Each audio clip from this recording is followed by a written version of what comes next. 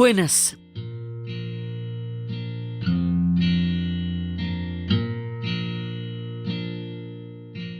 Este es el último capítulo de estos 3 de nuestra pequeña miniserie sobre los 50 años del Festival de Woodstock.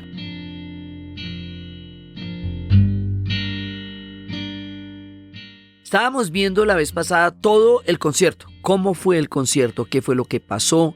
¿Cómo fueron los 3 días? Los hechos.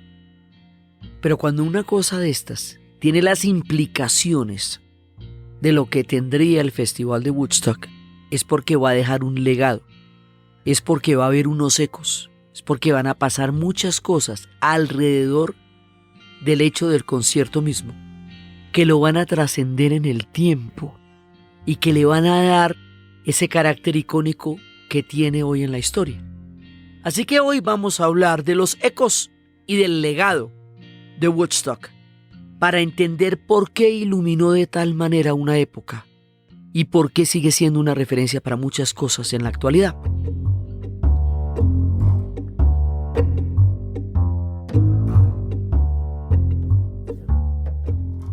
Entonces, bueno, vamos a meternos un poquito con la época. Habíamos contado en el primer capítulo el contexto del movimiento por los derechos civiles, los movimientos estudiantiles, todo lo que estaba ocurriendo dentro del fenómeno de la contracultura.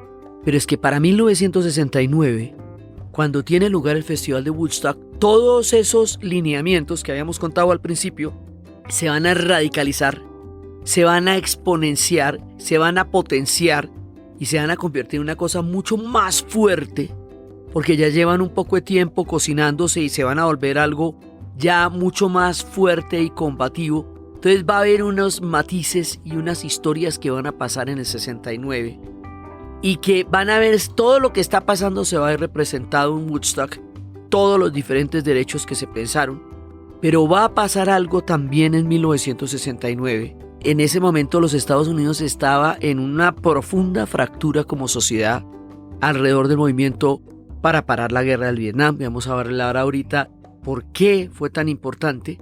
Están pasando muchas cosas. Como vimos, el hombre fue a la luna y todas las implicaciones planetarias y cósmicas de la llegada del hombre a la luna ese 20 de julio de 1969.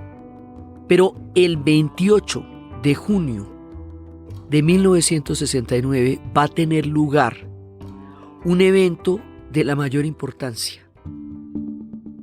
El evento como tal van a ser unos disturbios en un bar de Nueva York que se llama Stonewall.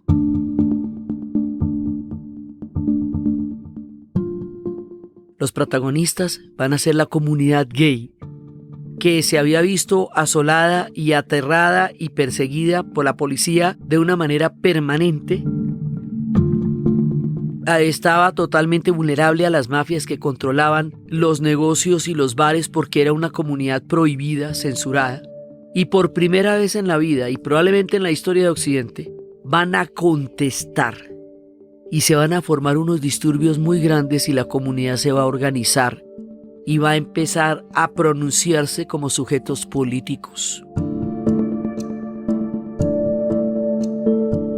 Eso es el Día del Orgullo Gay, eso es Stonewall, eso es The Gay Pride. ¿Por qué pasa eso? Es que resulta que todos los movimientos por los derechos civiles, de todos los grupos marginados que han empezado a buscar una igualdad ante la ley y un derecho ante la ley, el grupo que tiene la historia más aterradora de todas, más dura y más difícil, es el movimiento gay. Porque primero se consideraban enfermedades mentales, sujetos psiquiátricos, sujetos de castración química, sujetos de lobotomías, o sea, toda clase de prácticas contra ellos. Oscar Wilde, uno de los hombres más importantes de la historia de la literatura universal, fue sometido a 2 años de trabajos forzosos en Inglaterra hasta que le quebraron el alma por ser gay. Alan Turing, el inventor de la máquina, del computador, y de la máquina que descifró los códigos alemanes durante la Segunda Guerra Mundial. Uno de los hombres más brillantes, un genio del tamaño de Einstein, que entendía la matemática, la mecánica, la física, entendía todo al mismo tiempo.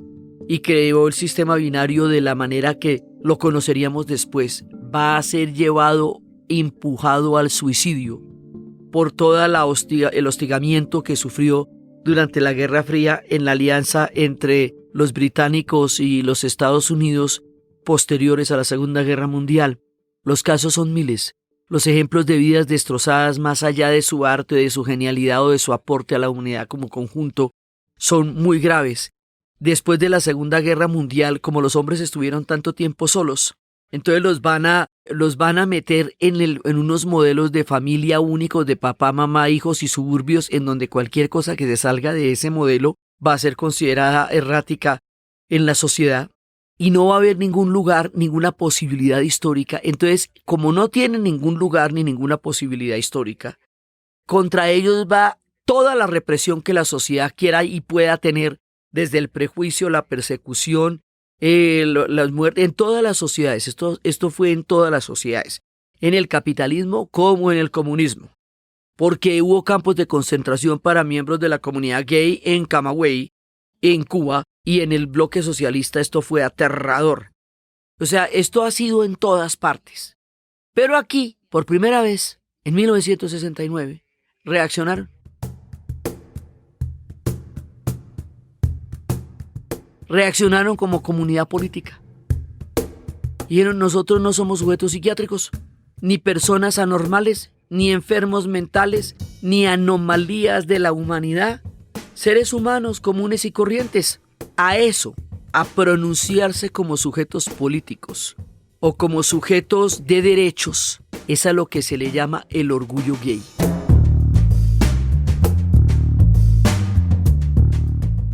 El orgullo gay es el derecho a tener diferentes orientaciones sexuales dentro de una sociedad y no ser juzgado por eso. Y eso no había ocurrido sino hasta Stonewall. Porque también en esta época son los 50 años de Stonewall, que se han celebrado también en muchas partes con todas las diferentes marchas del orgullo gay. El orgullo gay es la pronunciación política. Entonces, porque estamos construyendo sujetos de derechos durante la contracultura, de los derechos de las comunidades negras en el sur de los Estados Unidos, de los derechos de los estudiantes al interior de las aulas, de los derechos de las comunidades latinas que vimos representadas con Carlos Santana, de los derechos de una gran cantidad de poblaciones que no tenían la posibilidad de ser considerados como sujetos políticos. Dentro de este orden de ideas va a suceder el movimiento de Stonewall y el movimiento gay, y paralelamente al movimiento gay va entrando el movimiento feminista, que va a tener su desarrollo mucho más grande en los 70s, pero que empieza en el 69, porque ya para esta época las mujeres han estado en todas las movilizaciones, ya marcharon por los derechos civiles, ya marcharon en todas las marchas estudiantiles, en todos lados las han arrestado, las han detenido, las han cascado. Pero no tienen los mismos derechos políticos dentro de las organizaciones. Entonces va a empezar la pregunta, oye, ¿por qué si a mí me cascan como a ti? Si a mí me arrestan como a ti, si a mí también me llevan en las jaulas policiales como a ti, yo no tengo derecho sobre la discusión política que se está haciendo en la movilización, sino que te estoy alcanzando los tintos y te estoy contestando al teléfono. O sea, ¿por qué estos derechos por los cuales estamos luchando juntos no valen para mí? Y es en las organizaciones políticas donde empieza la pregunta por el derecho de las mujeres dentro de la misma dinámica de crear sujetos políticos donde antes no lo estaban. Entonces el movimiento gay y el movimiento feminista van a estar juntos en un tipo de discriminación que no se reconocía como tal, y es una discriminación que no es ni racial, que no es económica, sino que es una discriminación que tiene que ver por la orientación sexual en el caso de la gente gay o por el hecho de ser mujeres en el caso de las mujeres. Y ahí se meten con una cosa que en Occidente no se ha cuestionado en 2000 años y que van a ser dos de los puntos más importantes de las transformaciones que van a suceder de aquí en adelante. Entonces, aquí en el 69 se va haciendo muchísimo más fuerte y bravo en todas las dinámicas. Y aquí llegamos a un punto importantísimo del movimiento antiguerra, y es el Memorial Day.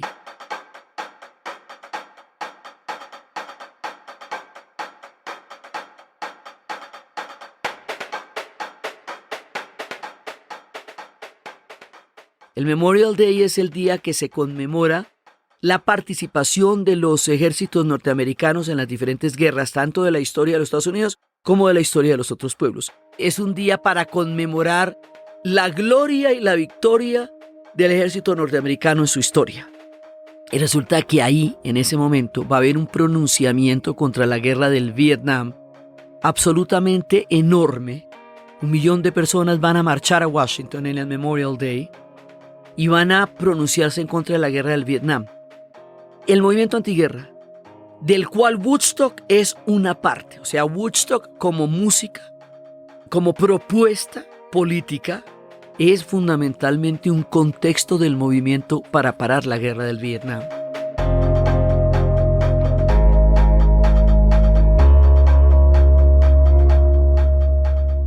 ¿Por qué era tan importante parar la guerra del Vietnam? ¿Por qué había ese nivel de claridad tan grande que hubo en ese momento acerca de la naturaleza de esa guerra en particular? Esa guerra está sucediendo a 22.000 kilómetros de los Estados Unidos, en una confrontación de la política de contención de Forrest Dulles para evitar que el comunismo se expandiera por el Asia después del triunfo de la Revolución Bolchevique y el triunfo de la Revolución China y en los procesos de descolonización. Entonces, para impedir que Laos, Vietnam y Camboya tomaran un rumbo comunista, decidieron apoyar a Vietnam del Sur contra Vietnam del Norte, después de haber roto ese país por el paralelo 17, como había sido rota Corea por el paralelo 38. Se van a meter en un berenjenal, como decía Country Joe McDonald, se fueron y se metieron en un lío por allá en Vietnam, way down yonder en Vietnam, y entonces no saben qué hacer ahí. Esa no es su guerra, no tiene nada que ver con ellos, pero es una guerra geopolítica entre potencias, enfrentándose en los conflictos de una cultura completamente ajena, una cultura budista, confucionista, milenaria, con un sentido de la naturaleza y de la vida totalmente diferente, enamorada de su largo pasado frente a una cultura futurista reciente, capitalista, productiva. Por ejemplo, los ancianos para los vietnamitas eran la fuente del saber, los seres de crepúsculo que entendían la diferencia entre la vida y la muerte. Para la gente en Estados Unidos eran personas no productivas. Una matanza de ancianos en Vietnam es una ruptura de cadenas que unen, los hilos que unen el pasado con el presente.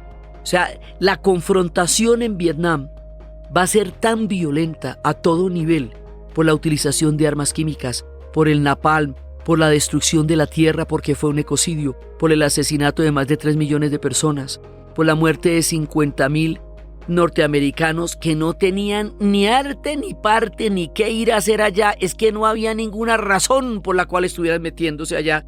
Y la guerra se hizo con mentiras porque les dijeron que había sido una embarcación atacada por los vietnamitas en el Golfo de Tonkin y el ataque nunca se pudo comprobar. Entonces ahí terminaron mandando tropas donde antes tenían asesores militares.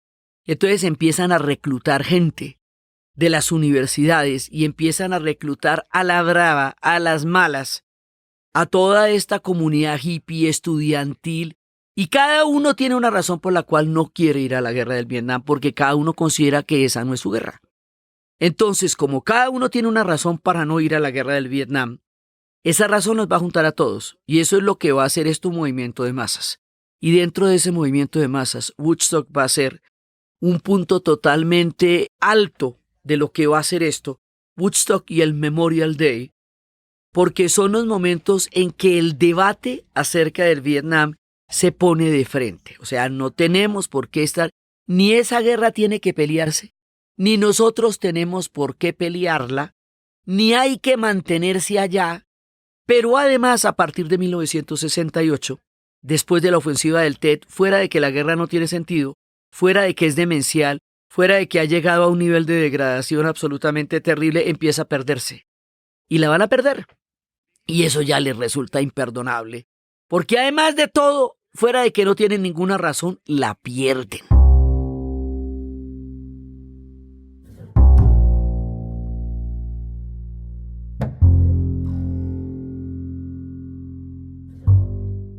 Ya que después intenten ganarla en el cine es otra cosa con Rambo, pero la pierden. Entonces, todo eso hace que una generación cuestione la guerra como proyecto, la muerte como proyecto, la idea de que un pueblo tenga el derecho a invadir a otros pueblos de acuerdo con sus lineamientos políticos, la idea de que manden personas a morir a miles de kilómetros de casa por razones que no son claras para nadie.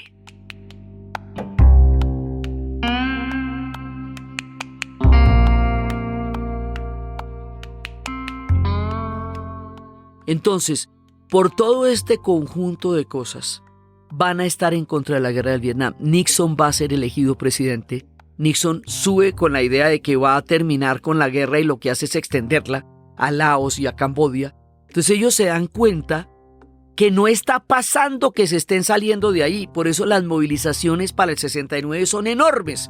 Por eso esto se tiene que hacer a punta de movilizaciones porque no se ve un cambio. Y ya empiezan poco a poco y a punta de las movilizaciones y la derrota, Nixon mismo se va a dar cuenta después que esa guerra no la puede ganar.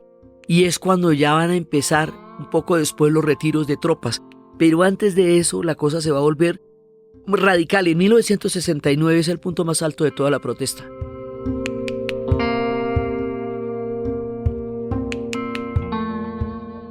Es el punto en donde todos los movimientos están en su momento más álgido. Los movimientos negros están en las Panteras Negras, los movimientos feministas están planteándose como tal, el movimiento del orgullo gay se alza ante la historia como sujetos de derechos políticos y es en ese momento que sucede el Festival de Woodstock. Entonces el Festival de Woodstock se va a convertir en la expresión de todo lo que estaba pasando en ese momento en los Estados Unidos y se va a convertir en el manifiesto de la protesta.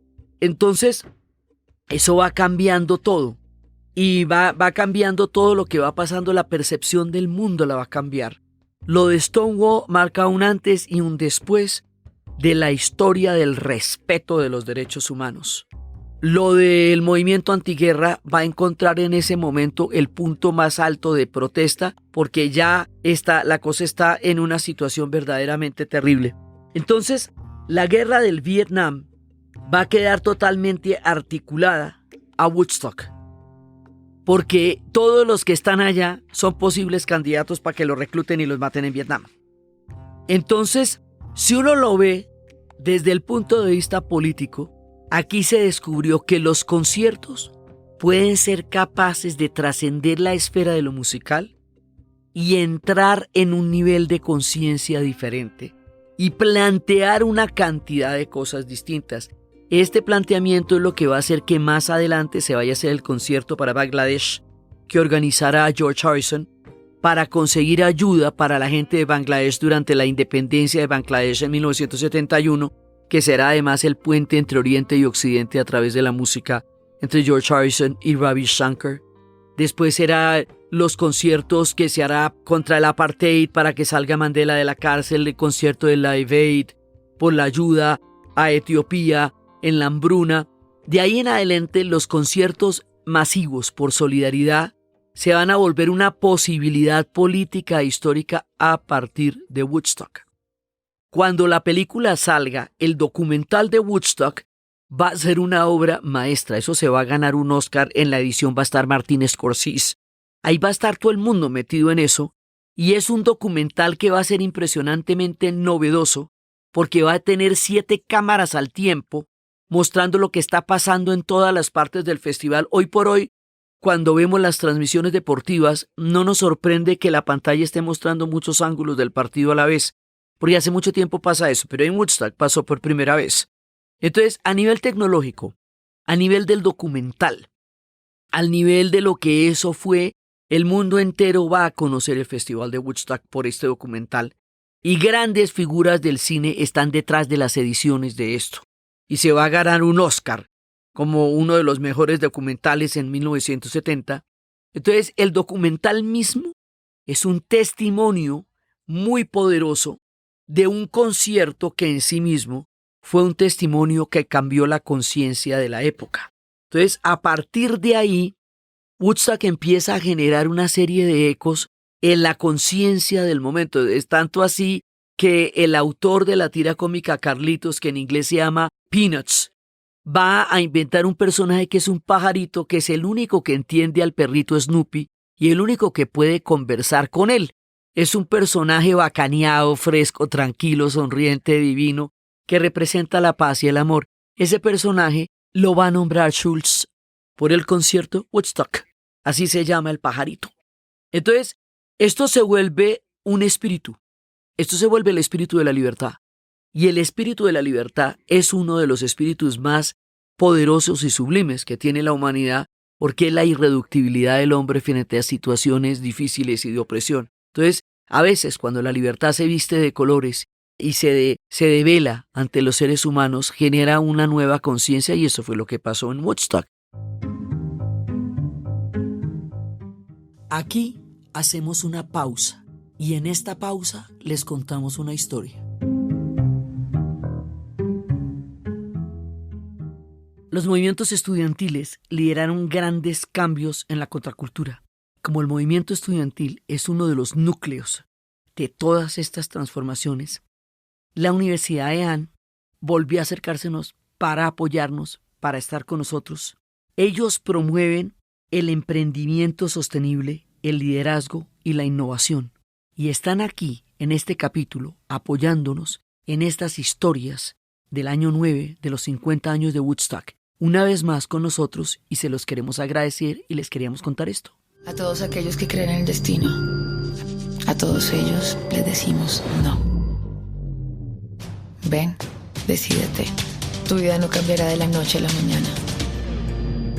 Universidad EAN.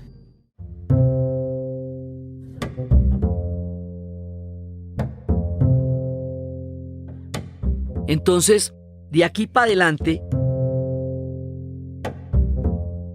este concierto va a ser muy importante. Además, por la misma declaración del hombre que va a prestar la finca de Max Jargus, cuando él dice que nosotros en este concierto, decía el propietario de la granja, aquí ha venido más de 500,000 de personas que tenían todo el potencial para hacer desastres, para hacer revueltas, para hacer saqueos y catástrofes, y vinieron a pasar 3 días de música, de paz en su mente.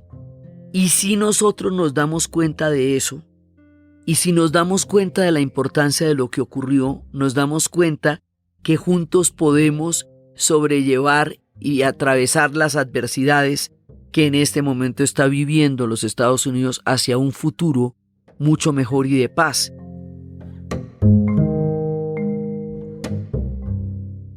Decía él así muy emocionado. Decía, he spoke of nearly 500,000 people filled with potential for disaster, riot, looting and catastrophe, spent 3 days with music and peace on their minds. If we join them, we can turn those adversities that are the problem of America today into a hope of a brighter and more peaceful future. ¿Qué fue lo que pasó aquí? Woodstock permite una mirada distinta del futuro.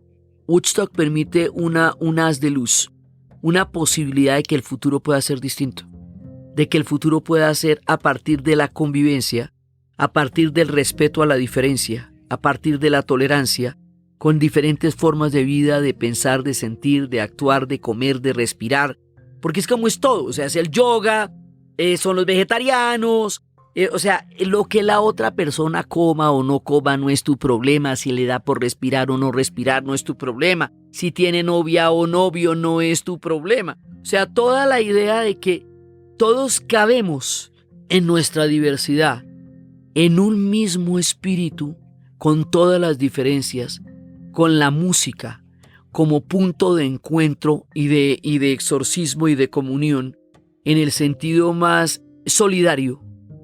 Eso es lo que significa el Festival de Woodstock. Es la solidaridad, es el entendimiento. Era lo que se hablaba de la era de Acuario. Que la era de Acuario, cuando sale el musical de Hair y sale la canción de Acuario, que hablaba de una era de entendimiento y de paz y de armonía. O sea, frente a un mundo tan bélico como el que era en 1969 el planeta, no que ahora no lo sea, no, pero en ese momento estaba sumamente exacerbado todo en todas partes. Entonces, después de eso, Woodstock va a generar un efecto mágico, porque va a ser como una sensación de crear un campo conceptual, espiritual, político y perceptual diferente. Ocurre en la subjetividad del espíritu humano y en la maravilla de la música.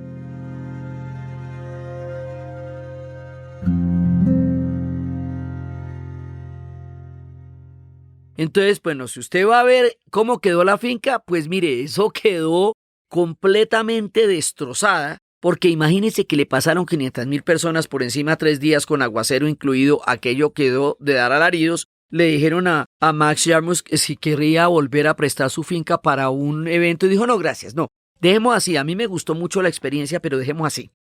A nivel financiero, pues el concierto resultó un desastre, porque imagínate que iban a vender 70,000 boletas y llegaron más o menos 500,000 personas que no pagaron boleta porque el concierto se volvió gratis. Pero más allá del tema de negocios, que era el origen del concierto, que era conseguir un billete para poner un estudio, ¿se acuerda? Para que pudiera cantar un poco de gente. Más allá de eso, lo que pasó ahí fue muchísimo más de lo que fue la inversión, fue muchísimo más de lo que fue el hecho de que el campo hubiera quedado bastante destrozado con el gentío que hubo allá. Fue un estado de conciencia. Por eso es que Abbie Hoffman decía, comparando con la llegada del hombre a la luna, que Woodstock era el primer paso del hombre hacia una conciencia planetaria diferente. Y por eso se acuñó a la generación que estuvo en estos 3 días de paz y amor, se le llamó la generación de Woodstock, la nación de Woodstock, the Woodstock Nation. Entonces, aquí va a empezar la leyenda, y la leyenda la va a dar el documental porque es como el mundo lo va a conocer. Sí, el documental por todo lo que significa, por la narrativa de los hechos del festival, como el documental va a narrar todo este tiempo, no todos los músicos salen en el documental, la labor de edición es impresionante. Ahí estuvo Michael Weilig, Martin Scorsese y Thelma Schoonmaker, que serían grandes descriptores, grandes en el cine. Entonces el documental va a llevarnos a dimensionar lo que pasó ahí. O sea, es el documental lo que nos va a dar la visual de lo que pasó en el Festival de Woodstock.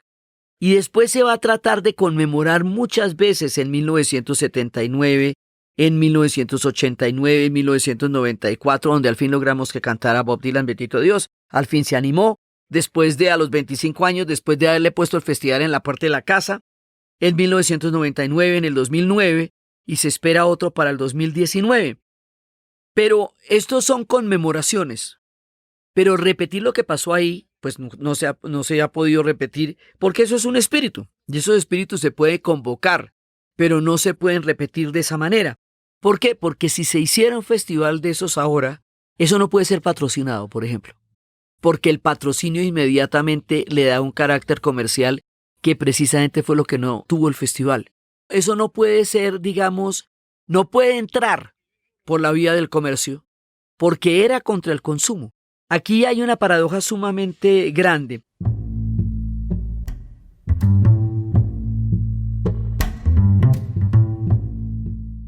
Resulta que el capitalismo tiene la posibilidad de tomar los mensajes más críticos, más fuertes, diluir la crítica, quedarse con las formas y volverlos negocios, y volverlos moda y volverlos consumo. Eso pasó con el hipismo, que al hipismo le quitan la carne de lo que ellos planteaban. O sea, los hippies estaban en contra de la sociedad de consumo, estaban en contra del individualismo extremo, estaban en contra de la guerra del Vietnam, estaban en contra de una alienación mental que hace que las personas solamente produzcan para poder consumir y consuman para poder producir, que es lo que mantenía el motor de la sociedad y mantiene el motor de la sociedad. Estaban contra eso. Estaban contra la doble moral. Estaban, o sea, si decían, si no está funcionando la monogamia, entonces enseñemos a ver con otras posibilidades de relaciones. Si no está funcionando la familia, creemos familias voluntarias, que fue lo que fueron las comunas. O sea, los hippies como contracultura van a cuestionar los pilares fundamentales del sistema y le van a cuestionar simplemente creando un modo de vida alternativo al que existía en ese momento. Pero eso va a ser de un poder tan grande en la crítica de una sociedad que se va a montar contra ellos, una imagen completamente negativa que es una manera de descalificar a una persona para decirle que es un hippie quiere decir que no es serio en lo que está haciendo. Y el hippismo era una cosa sumamente seria, porque además los niveles de práctica al que ellos llevaron todo lo que soñaban fueron realmente claros y verdaderos.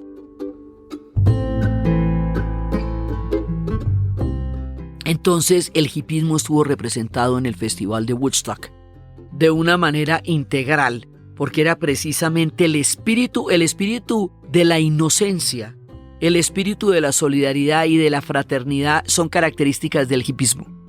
El hippismo plantea, y eso lo ve uno cuando Melanie canta Beautiful People, ¿sí? O John Sebastian, I Had a Dream. O sea, todo lo que ustedes van a ver estuvo representado ahí, y como estuvo representado ahí y se cantó, entonces se le da voz, se le da existencia, se le da palabra a lo que se está moviendo en la realidad.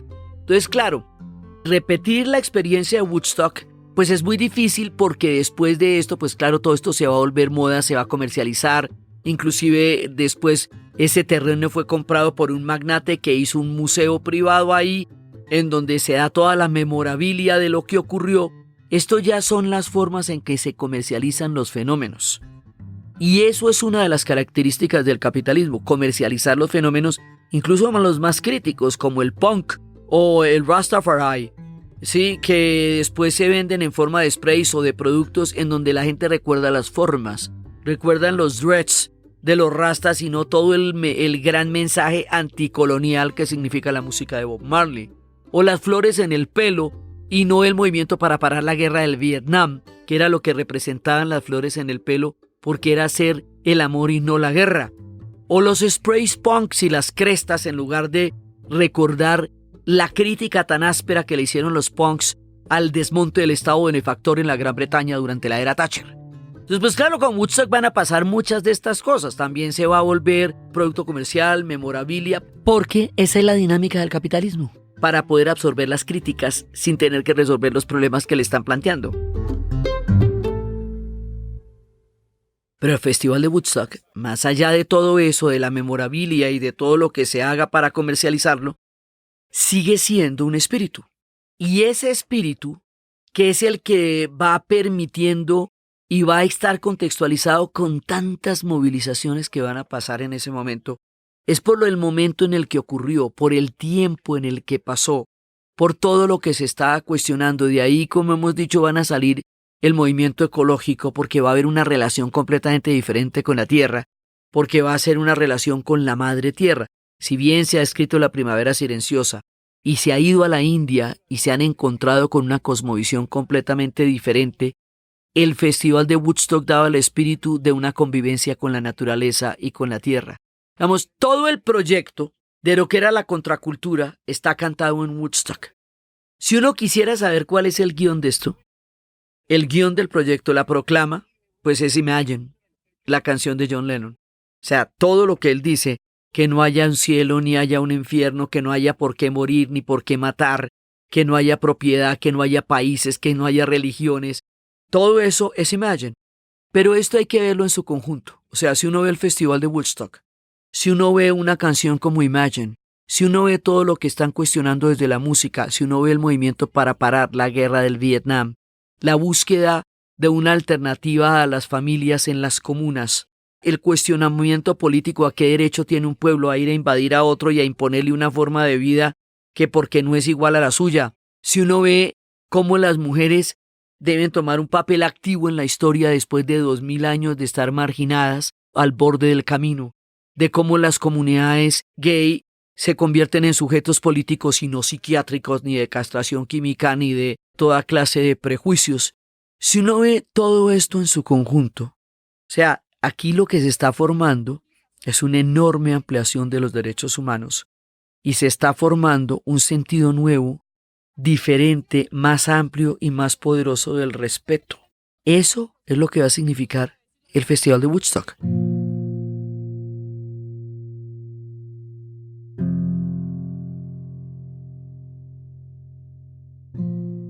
El Festival de Woodstock lo que logra es una síntesis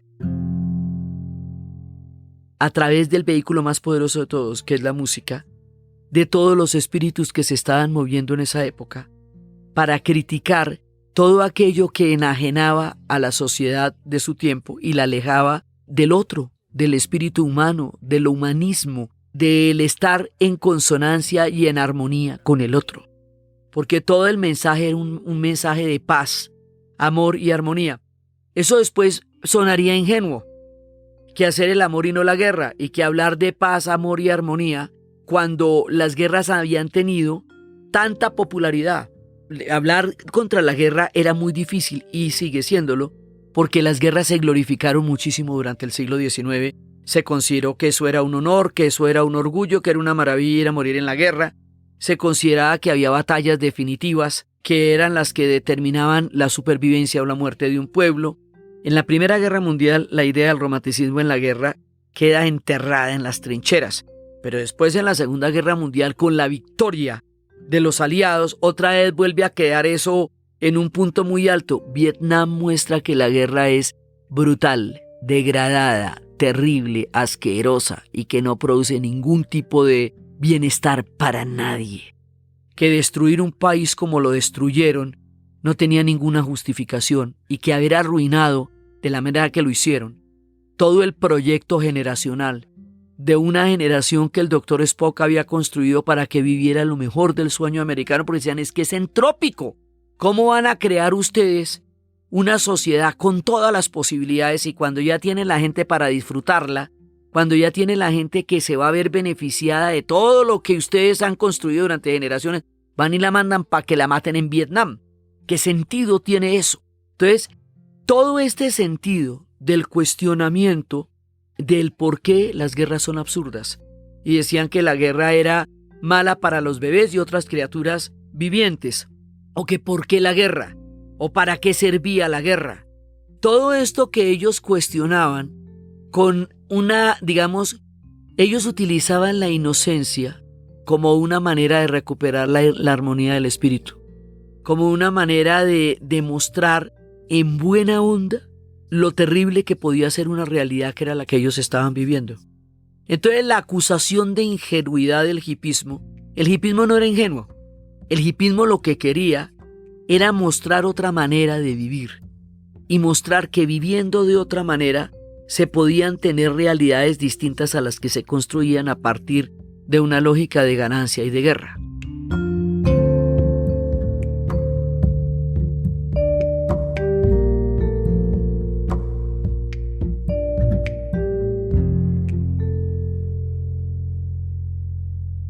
Entonces eso estaba por un lado y por el otro lado estaban todas las movilizaciones y todo eso se va a reunir en un concierto, se va a cantar y sobre eso se va a hacer una película. Eso fue lo que pasó. Pero como había tanto pensamiento ahí, tanta espiritualidad, tanta búsqueda, tanta experimentación, porque es una época de una experimentación muy grande, Woodstock se convierte en la metáfora de la búsqueda de una sociedad diferente de la era de Acuario. Por eso los ecos de Woodstock continúan 50 años después, porque el tema del cambio climático hoy por hoy es una realidad acuciante que nadie puede discutir porque es urgente, porque el tema de la mujer en la historia cambió de manera irreversible en estas últimas décadas, porque el movimiento gay logró un reconocimiento político que no había tenido antes en la historia, porque las comunidades tomaron las decisiones de vivir de otra manera, porque toda esta alteridad y esta diferencia se constituyó en elementos que transformaron la cultura. No es que se hayan acabado las guerras, inclusive resulta de lo más paradójico cómo se dejaron meter un cuento tan absolutamente reforzado como el de Irak, con las armas de destrucción masiva, que tampoco existían, como no existió la declaración del Golfo de Tonkin. ¿Cómo dejaron meter ese cuento otra vez y se dejaron volver a meter en las guerras cuando ya tenían la claridad que hubo con la guerra del Vietnam? Porque la historia es pendular, porque a veces va para un lado y a veces va para el otro. Pero el asunto es que el nivel de conciencia, el nivel de crítica política y el nivel de mirada absolutamente penetrante de diagnóstico y de radiografía de lo que era la sociedad norteamericana en ese momento y de lo que era el mundo en ese momento que se logra en el Festival de Woodstock es lo que va a trascender y nos muestra el poder de la música, el poder del arte, el poder de la convocatoria y el poder de la utopía. Woodstock es la banda sonora de la utopía del siglo XX y sigue siendo parte de una mirada hacia un futuro mejor en un tiempo en que es tan urgente o más de lo que lo era cuando eso se realizó. Por eso el Festival de Woodstock sigue siendo tan importante y 50 años después seguimos hablando de este festival, porque los ecos recorren nuestra cultura, porque las transformaciones se vieron en la vida cotidiana y porque lo que ellos están pensando aún ni siquiera se ha realizado. No es que esté pasado de moda, es que muchas cosas ni siquiera han llegado. Ellos fueron capaces de ver cosas que no eran tan evidentes y de cantarlas y de reunirse y hacer un concierto y contarle a la gente que todo eso era lo que estaban pensando y sintiendo. Eso fue el Festival de Woodstock.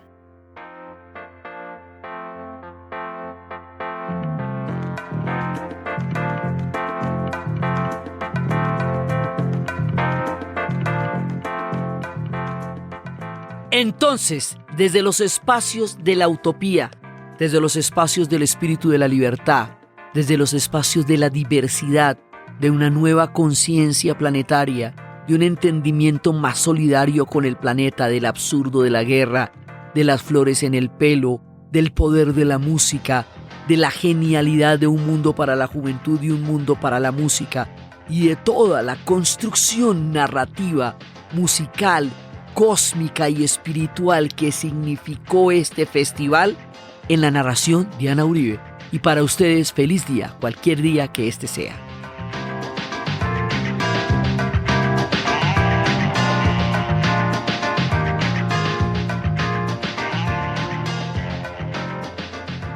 Síganos en nuestra página dianauribe.fm, en Instagram, Facebook y Twitter.